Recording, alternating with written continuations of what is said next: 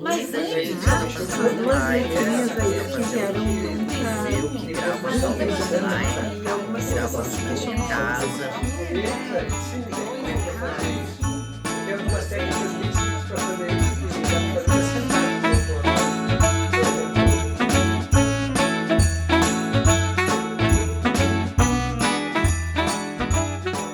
no Olá para todos, como estão? Espero que todos bem, cumprindo o nosso distanciamento social, só saindo em caso de necessidade para quem precisa.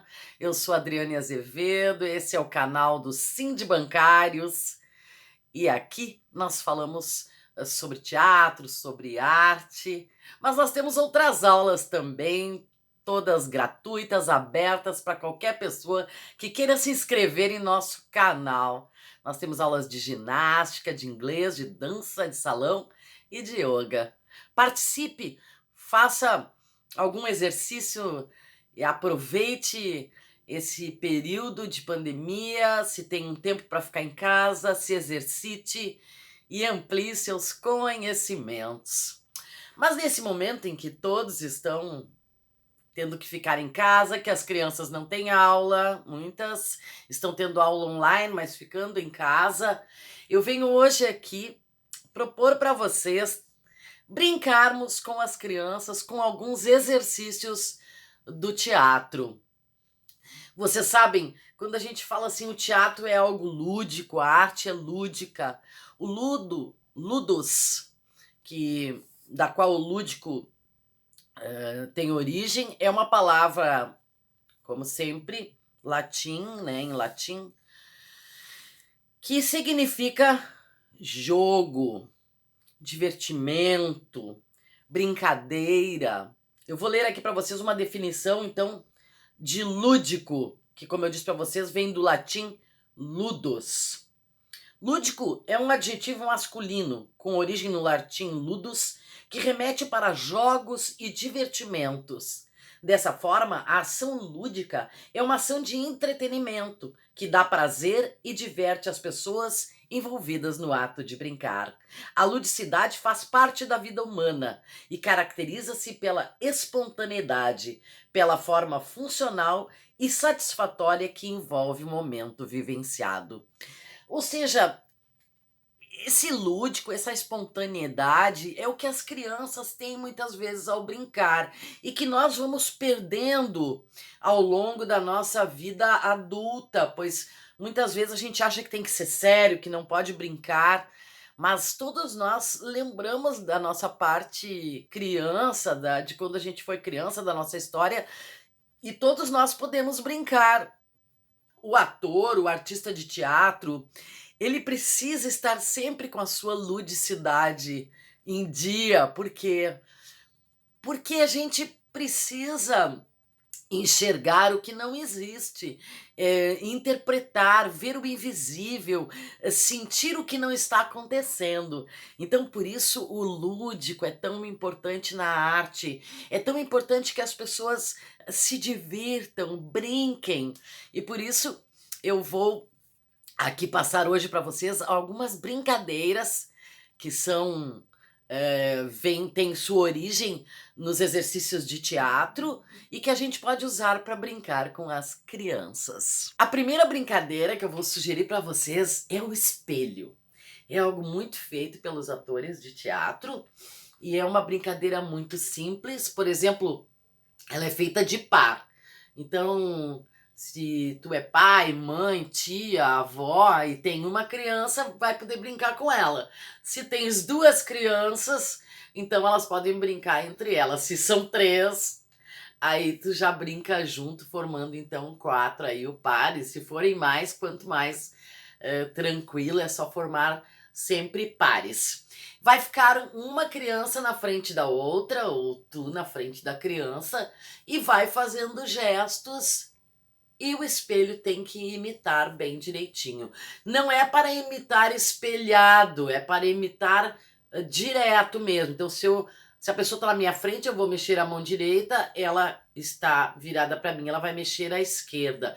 Procure fazer vários movimentos diferentes não é? Com os pés, com as mãos, com a cabeça, e a pessoa na frente tem que sempre que me imitar. E eu vou sempre fazendo movimentos. Às vezes a gente brinca no teatro, por exemplo, a gente faz às vezes o espelho e não pode sorrir. Então, além do espelho, é aquela brincadeira do sério que a gente fazia quando era pequeno. Ficava um de frente para o outro e não podia rir. Claro que as crianças riem, mas é uma brincadeira a mais. Comece fazendo, deixando bem livre. Pode sorrir, pode brincar, mas desde que faça um movimento. Depois aumente um pouco a dificuldade. Tem que fazer um movimento, mas não pode sorrir. E por último, se quiser fazer uma terceira brincadeira com o espelho, coloque uma música e tem que dançar imitando o espelho. Então essa é uma brincadeira que a gente pode fazer tranquilamente com as crianças, num local não muito grande, não é? E que vai desenvolver muito a coordenação e a percepção.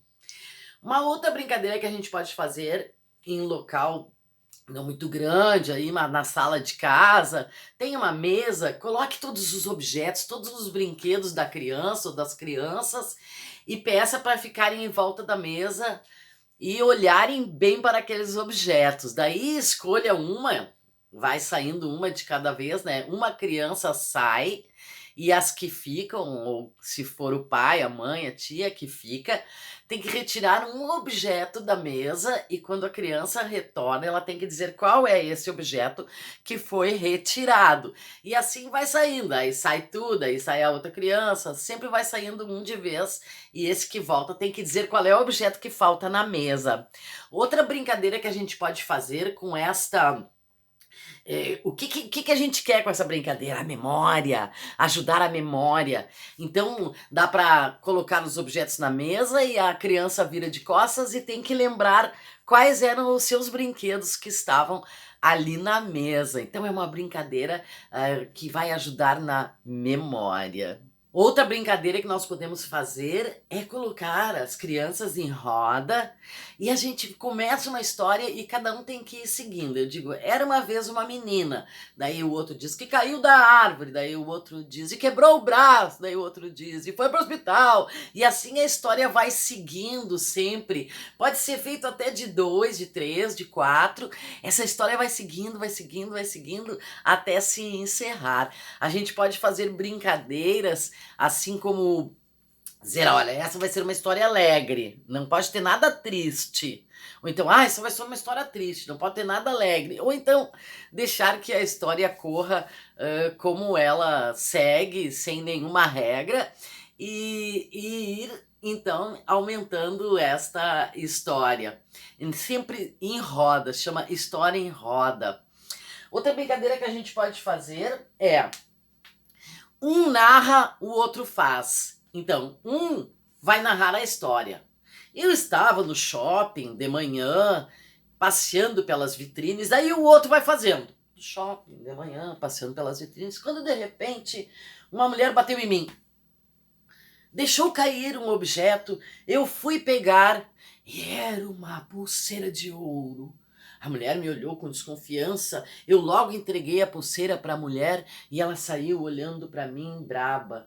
E o guarda também me olhava do outro lado e eu disse, mas eu só peguei o objeto, sabe? Uma brincadeira assim. Só que um narra, um fala e o outro executa o que aquele está falando. É uma brincadeira para a gente saber dissociar a ação da fala.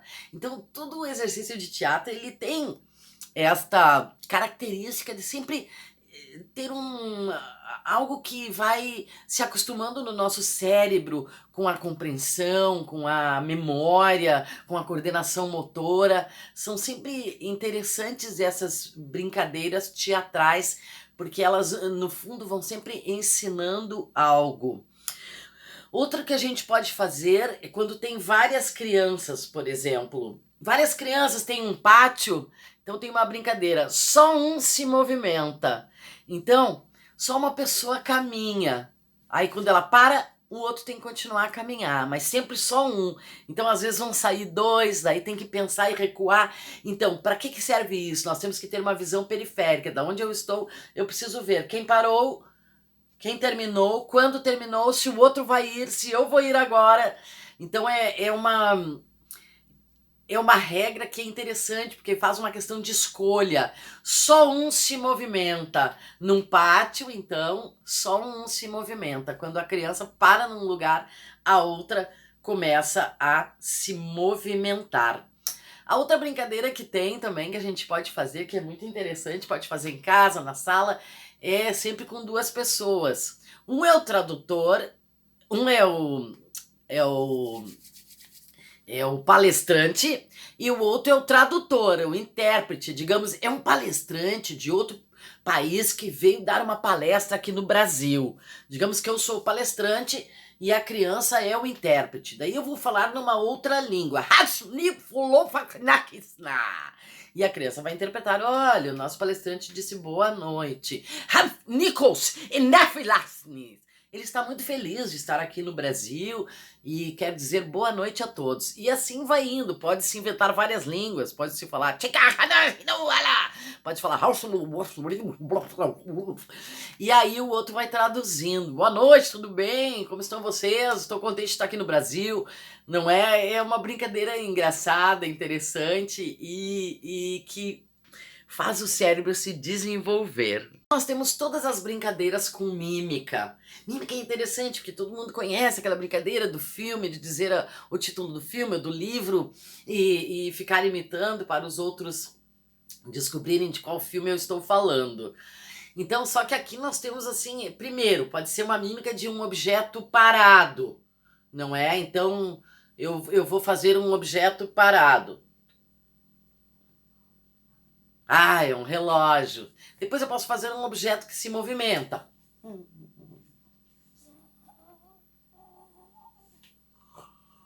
Ah, é um avião. Entende? Então, a mímica é interessante, por quê? Porque ela desenvolve corporalmente a expressão e nos tira um pouco dessa questão de que a gente sempre fala muito as coisas, explica muito. Então a mímica faz com que a pessoa perceba que existe outra forma de a gente expressar com o corpo. Então as brincadeiras com mímica são inúmeras, se pode fazer muitas brincadeiras com mímica. Aqui eu falei objeto parado, objeto que se mexe, mas também se tiverem mais crianças, se pode fazer 2 a 2 que interpretem uma ação, digamos, não é? Escovar os dentes, tomar banho, cozinhar, jogar futebol, jogar vôlei. Então, essas ações podem ser feitas por um grupo e o outro interpreta e diz o que é que está vendo. Quanto à memória também, nós podemos fazer a brincadeira de ficar um de frente para o outro, são só 2, digamos, ou se forem 4, daquele jeito. Se tem 3 crianças, faça elas 2, se tem uma só, faça com ela.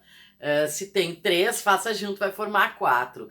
Pares, que nem no espelho, a gente se olha bem, presta bem atenção em toda a pessoa, dos pés à cabeça, e daí as 2 pessoas se viram de costas e uma delas, combinada previamente, assim como no espelho, a gente vai combinar quem imita e quem faz o gesto e depois troca. Aí eu, por exemplo, mudo alguma coisa em mim. Aqui, ó, eu estava com um botão desabotoado, então eu vou, por exemplo, abotoar um dos botões. Depois que eu abotoo, eu viro de volta e a pessoa tem que dizer o que está diferente em mim, não é? Daí tem que procurar o que é que ela fez. Se tiver de brinco, tire um brinco, mude alguma coisa no cabelo, tire um colar, tire um sapato, tire uma meia. A pessoa tem que perceber o que é que está diferente antes, não é? De que se viraram. Então, de frente a frente, vira, muda o objeto, vira de volta e tem que descobrir o que foi que mudou. Então, são brincadeiras que a gente pode fazer. Por quê? Porque no nosso mundo competitivo, é bom que a gente faça brincadeiras colaborativas, porque muitas vezes o mundo já é competitivo, daí a gente ainda quer que as crianças façam brincadeiras em que um vence, então isso se torna mais competitivo ainda.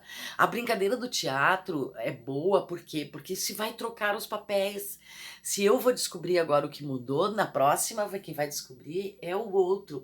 Então esse jogo entre os papéis vai fazendo a pessoa perceber que nem sempre se ganha, que nem sempre se perde, que nem sempre é preciso que alguém ganhe ou perca, que às vezes a gente pode trabalhar em conjunto. E para isso nós podemos então fazer esse último exercício que eu vou dizer para vocês, que é o improviso. As crianças adoram isso. Pode ser, por exemplo, pegue uma história que já existe de um livro infantil que a criança tenha e vamos contá-la em áudio. Grave, fazendo os barulhos que a história teria. Ó, o príncipe chegou a cavalo.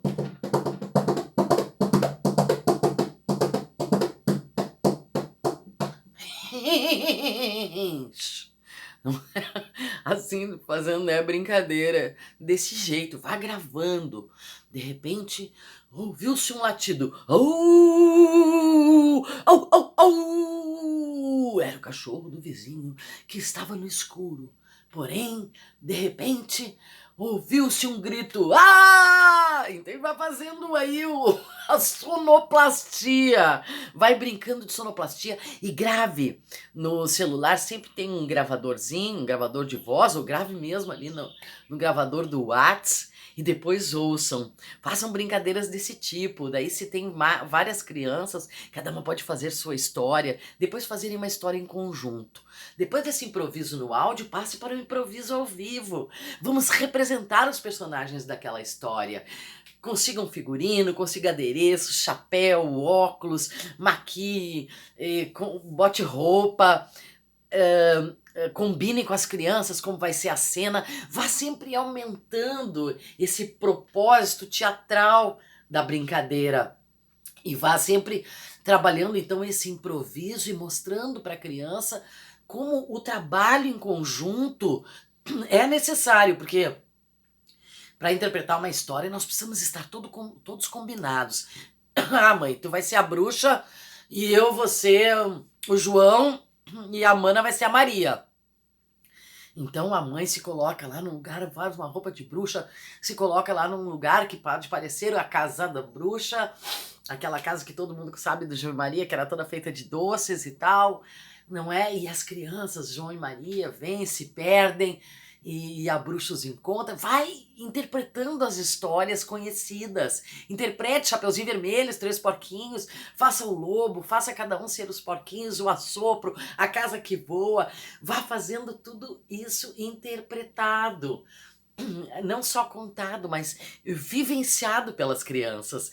É uma forma de usar o teatro para brincar e de usar também o teatro para essa compreensão da ideia de trabalhar em conjunto, de que todos temos nosso papel na vida. Vá construindo na sua criança uma ideia de humanidade, de que nós precisamos um dos outros, porque o mundo só explica a competição.